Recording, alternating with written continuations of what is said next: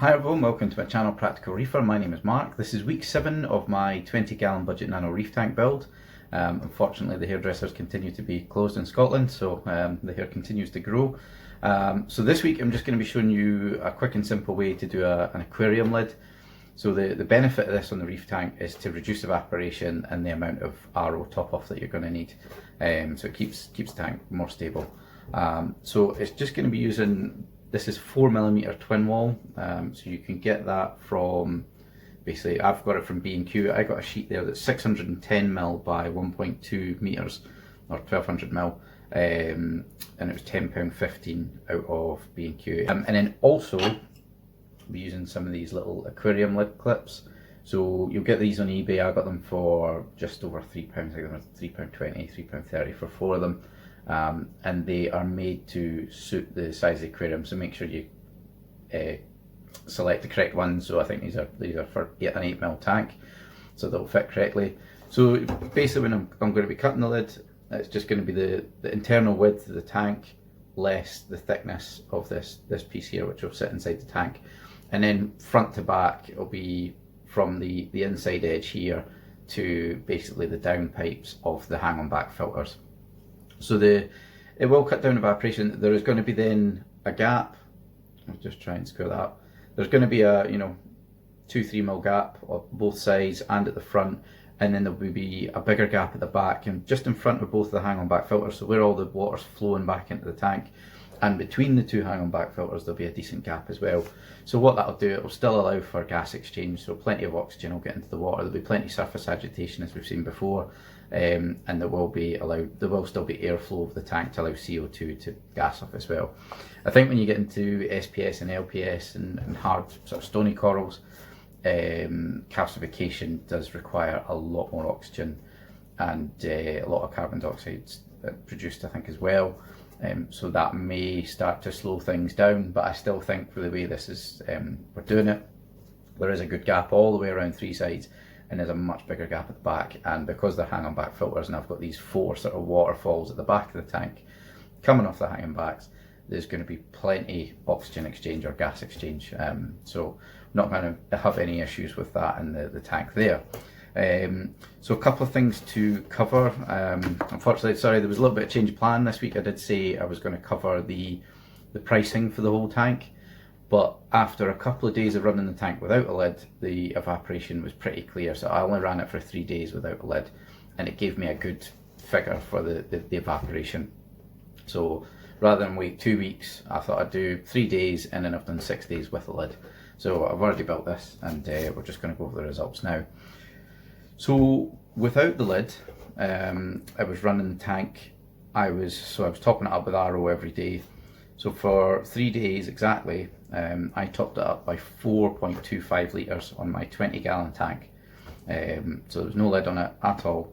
So it was about 1.4 litres a day, just slightly over, about 1.41 litres a day or something like that. So quite a bit of top off there, and so that's a concern. Obviously, if you're looking to do a simple top up solution, 1.4 litres a day is quite a lot, and you definitely want an ATO if you're not going to be using a lid. So my plan was always to use a lid anyway. So what I then did, well, after the 3 days, I got to midday on the 3rd day, and then I put the lid on that I built, and over the 6 days with the lid, it evaporated 2.1 litres. So it's half as much evaporation over twice the period, so it's a quarter of the evaporation essentially. So it was evaporating about 350 millilitres per day. So that makes it easier for us to do a sort of a simple auto top off that will last you a good few days without spending £60–70 and having potential points of failure. And it allows you to go away as well, potentially for even a weekend, but we'll look at other ways to do that. I'll do a little video next week on the auto top off and some of my thoughts. Potentially as well, when I was checking salinity, when you check the salinity, 1 litre of evaporation drops you down by, increases you by 1 part per million. So your 35 parts per thousand salinity then maybe becomes 36 parts per thousand salinity. So this is the Twinwall lid here. Now the sheet I got was 610mm by 1.2 meters. So simple maths, it's a 400 ml tank, and the sheet's not going to be as wide as that because it's got the hang-on backs to take in. You could easily get 3 lids out of this, but when I did make lid version 1.0, we'll call it, and I did a weird thing where I chucked on a couple of scraps with some glue to hang over the gap between the hang-on back filters. Not going to use this because there's going to be a bit of equipment sitting on this piece of where the glass is here. So what I did originally, and as you can see here, it is quite clear material. It will diffuse your light slightly, and it might reduce the power that you're getting into your tank slightly as well, so that's something to take into consideration. But it's not heavily, and it is very, very clear material. Obviously there's just a bit of diffusion there. So what I did originally is I just cut it the most economical way on the sheet. So what you'll find, you don't see it hugely, but there is a very slight bend on the longer. This is the 610mm, and you can see the tubes run through there. So the strength of these panels generally runs across this way, so that there's very little give. So what would have been better to do, which is what I've done on version 2.0, which I've taken off and it's slightly wet, I cut it then. So this way, if you cut it, you would only get 2 lids out of it, which you only need 1 anyway, so not to worry. So what I did with that is I cut along the longest length. I cut the longest length along the rigid cells of the material. So then there's very little give, and there's very little sag on the material. And then on your shortest length, we had the channels running through. So might be a little bit bend, but on 380mm or so, there's very little give on it. So it's quite a sturdy piece. A bit of flex in it. It's, you know, it's not going to snap if you put a little bit of weight on it. It will give slightly, but so that's the sturdiest way. So it's as simple as that. I'll quickly show you cutting it. The best thing to do is just to pop it on a flat hard piece of wood and a scrap piece of board. Measure your sizes that you want, and what you'll find is that the white backing is actually, you can mark that with a pen, no problem. And just following actually the same principle that you can see there, if you were ever going to walk on this stuff, if it was being used on a roof, you would use a board to walk on it, is to just put then another board on top, following the line that you're going to cut, take your knife and cut along that edge, and just, it's a clean cut, it's nice and easy. Bit of force, but if you were going to just cut along a line with a Stanley knife, you'd probably, you know, come off the line. But use another board on top and cut, and use that as your guide to cut on, and it's so easy. What you do need to do is just obviously make allowance. So, you know, your tank's 600mm long, your inside edge is going to be, well, you've got your 2 thicknesses of glass, and then you've also got the thickness of this bracket. So you will need to take that into account. So put these on the tank first. What I've done, my 2 front ones actually face into the tank, and the 2 at the back are on the side. So measure from the inside edge of these brackets when you're cutting it, so it will just pop on. But other than that, it's actually quite tight fitting within those brackets. But there is, as I say, there's a good gap around the edge that gives you plenty gas exchange. So I'll quickly show you it being cut, and then I'll show you it on the tank.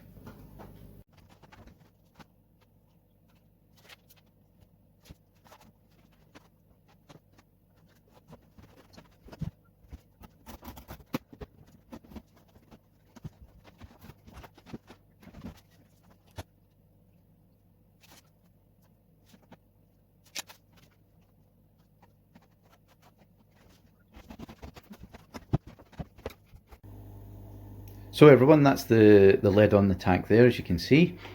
So just going to the back corner, what I actually did was I used one of the clips to cover this back corner, and it allowed me just to push in the hang-on back filter a little bit in along the back glass.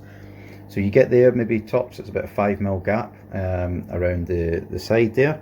And again, even if the lid was maybe tighter fitting and it covered all the sides and right to the front and was a bit more snug at the back, you still have these 4 returns or overflows coming from the hang-on back, which is moving water, and will allow for quite a lot of gas exchange in terms of oxygen getting into the water and CO2 or carbon dioxide coming out of the water.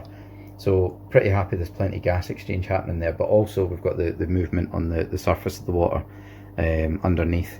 and there will be a little bit of flow coming through this gap, and then coming to the clips at the front.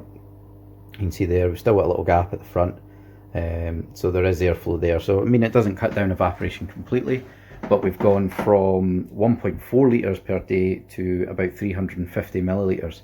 So you've cut down evaporation by 75%, which makes it a lot easier in terms of your auto top off. So it makes it easier for you to potentially top off every day manually, or to use a simpler and more basic auto top off solution. So we'll be doing that midweek. In between the two hang on back filters there, I'm going to be fitting an auto top off solution, so I'll show you that in the middle of the week. One thing that's maybe discussed online is that with using a polycarbonate lid, you potentially have a slight reduction in power from your lighting. So potentially the sort of discussion is maybe around about 10%, so you might want to adjust your lights a little bit. But also, I mean, this, for my intention, is this is going to be mainly a soft coral tank, so that they're not needing, you know, the full power of a lot of the lights that you get out of there. You'll also see just in the back there, the little dots flying around is my Tigriopus copepods. Yeah, there's a few in there that you can see. And what you'll also see very clearly is the red dials on my heaters. Now there's probably going to be a bit of macroalgae going on that piece of rock, so that should cover that one. And there'll be some bits of coral going in that back corner as well, which hopefully be tall enough just to cover that. But everything else on the back wall, the reflections aren't great, to be fair. Like the downpipes, the wave maker, the tops of the heaters, and the other downpipe there, they're all black, and obviously I think they look really good against the black background, where it's very minimal. It doesn't intrude quite a lot. Again, I've not cleaned the glass. I'm actually hoping for just a little bit of algae to grow, because the copepods will feed from that.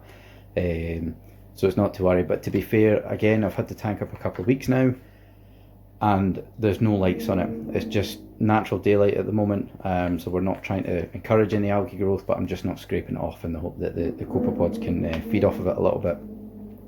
So guys, I hope you enjoyed the video. Give me a little comment below. Do you use one of these lids, and do you have any benefits from it or any issues that you have with using it? Join me in a few days, the middle of this week. I'll be doing the auto top off solution that we're going to be using on this tank, and then next weekend I'm actually going to be getting my first fish. So I'll actually be getting some more life into the tank. Obviously I've got the copepods. I thought I'd give them a little chance to establish and maybe breed a little bit, but hopefully get a few more in there just so there's plenty. But yeah guys, join me and I'll do the ATO during the week, and we'll get the first fish in next weekend. But give me a little like and subscribe below, and I'll catch you all next time.